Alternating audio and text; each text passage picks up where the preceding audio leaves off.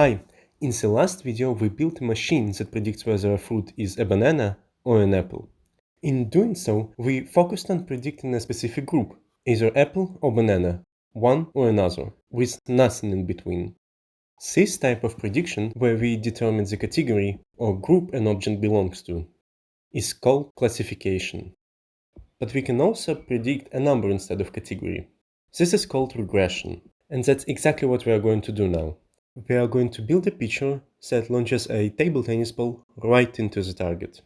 First we need to build the picture itself. Pause the video and follow the instructions on the screen, or find them on our website using the link in the description. Here is our picture. It launches ball from below with its arm, like an underhand serve in the volleyball. Now if we place a bullseye in front of it, we want to make the ball land right in the middle of this bullseye. If we think about it differently, our task is about controlling how fast the ball flies. Because if we can launch it the right distance, it will land in the right spot in the middle of the bullseye. So how do we control the distance? The stronger we hit the ball with the pitcher arm, the farther it will travel. To increase the force of the hit, we need the hitting arm to move faster, which we can adjust by changing the motor speed.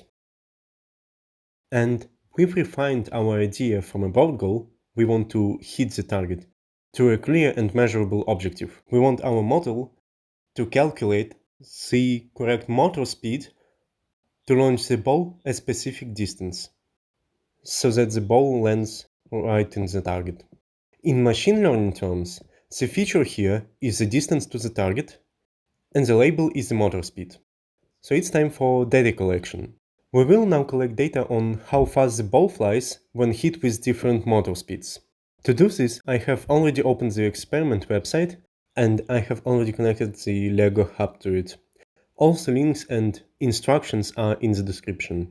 I'll start the experiment now by clicking on Start Program and wait for the notification to pop up. Here is it. The notification says that code is started. And for this experiment, you'll need to track with your eyes where the ball lands in order to measure then the distance. Since the ball moves quickly, it can be hard to pinpoint the exact landing spot with your eyes alone. Therefore, I'm using a measuring mat with ruler printed on it. This creates like visual reference points that make it simpler to estimate where the ball landed, as it's easier to see that the ball landed between 50 and 60 centimeter marks than trying to remember landing point just with your eyes alone. You can also use a ruler or just place some objects like bananas and apples from previous experiments at approximately 10 centimeter intervals to have some reference points and make it easier for you. Now let's start collecting the data. I will always move the hitting arm to the top position so that it gets equal time to accelerate and we have our ball serves consistent and the data clean.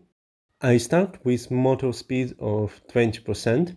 I place the ball into the holder and I take something to measure the distance. You can use this Lego cardboard from Lego Spike Prime Kit, and I click on Pitch the Ball button. And it landed approximately here at 8 centimeters. I then click on button Measure Distance,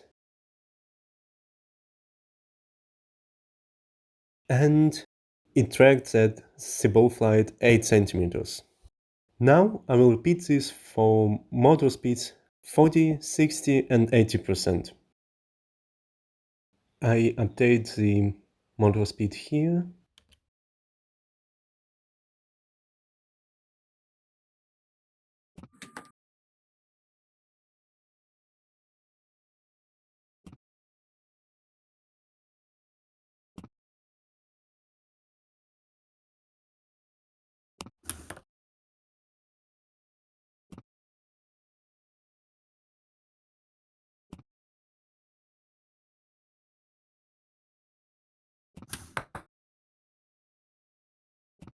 Let's take a look at the data.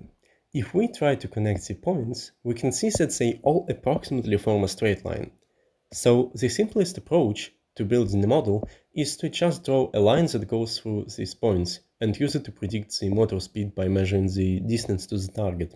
This method of finding the best straight line that fits all the data points is called linear regression.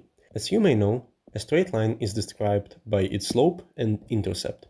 To be able to predict a motor speed from distance to the target, we need to find the slope and intercept in such a way that the line fits the data points as best as possible. But what do we mean by the word best? How do we define what makes one line better than another? When we think about finding the best line, we're essentially looking for the line that's closest to the data points. And how do we measure how close the line is? In machine learning, we use something called a loss function to quantify it. The loss function tells us how far the line is from the actual data points. It's a way to measure how well the line represents the relationship between motor speed and distance. There are different ways to calculate this distance between the line and the points, each with its own advantages and disadvantages. One simple approach is to find the difference between the actual motor speed and the motor speed predicted by the line for each data point. Then sum up all these differences, and the smaller the total sum is, the closer the line is to the data points, and the better the line is at making predictions. Now you can try it yourself. Switch to the prediction mode on the website and try to play with the intercept and slope to find the line that best fits the data. The goal is to minimize the loss by making the line as close to the collected data points as possible. Once you have experimented with it, you can simply click the Calculate Best Parameters button to see the best line. Now let's finally hit this bullseye. To hit the bullseye, we first measure the distance to it. We place our target, for instance, here at 30 centimeters, and we place the cardboard, and we click on Measure Distance. You can already see on the website that it made some predictions regarding motor speed using the line. Now let's place the ball into the holder and move the arm to the top position and click on Launch the Ball button. And as you can see, it approximately hits the target. And I will correct the picture a bit and launch the ball one more time. And as you can see, it approximately landed into the target. Now we can move the target a bit further and do the same. Measure the distance first and then launch the ball.